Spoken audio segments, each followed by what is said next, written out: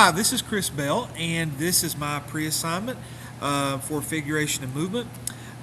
First of all, I'll tell you a little bit about me. I had always drawn and painted, and painted, landscapes and still lifes and portraits and things like that, and took private lessons.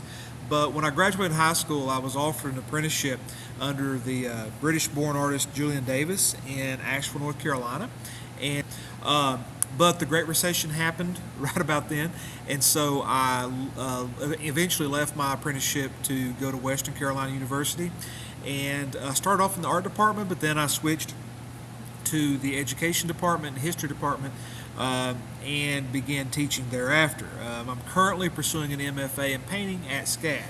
I'll be going into my 13th year in public education.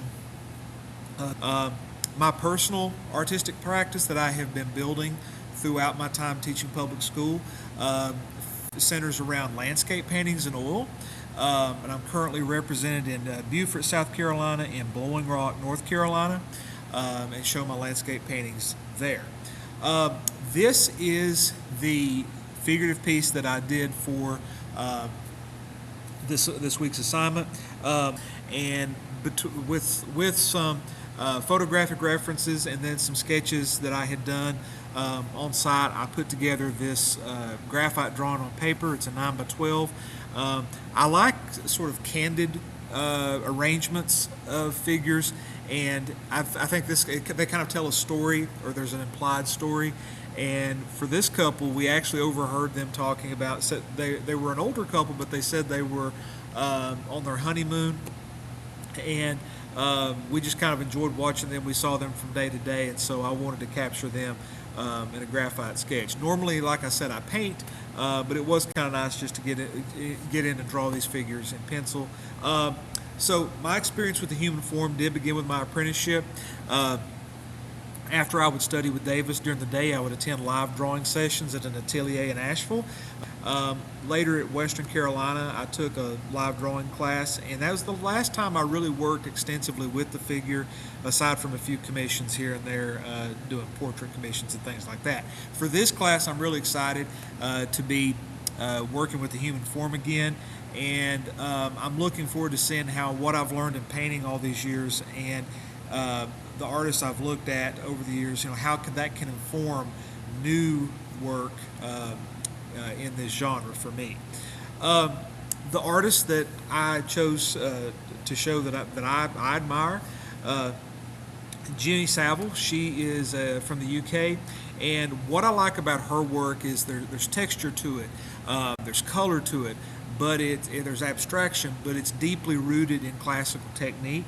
And I love how it kind of emerges from the surface, and she's using this abstraction to effect in the way that she is drawing your eye to what she wants you to see. And if you look at the material she's using, I also like that she's using a mixed media approach to these pieces. The next is Caroline Walker, also from the UK. I love the candid nature, the snapshot quality of her work. She depicts women going about their everyday life. They're within a setting, and they are painterly. They're loose edges, etc., etc. Some areas are more finished than others, but she really captures the light and the movement and kind of the motion of everyday life. So I really enjoy looking at her work as well.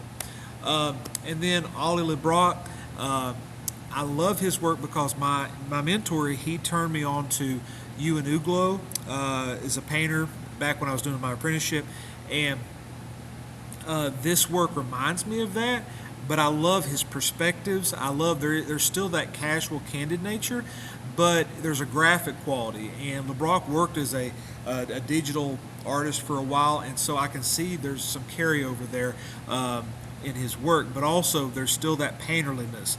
I haven't unfortunately got to see his work in person, but I would love to get up close because there's a scraping, there's some areas are thicker than others, there's line work that's left over, and you can see some of the underpainting, and I love that quality of his work. It almost looks like a mosaic because there's these chips of color and these areas that he's kind of combined into a finished piece.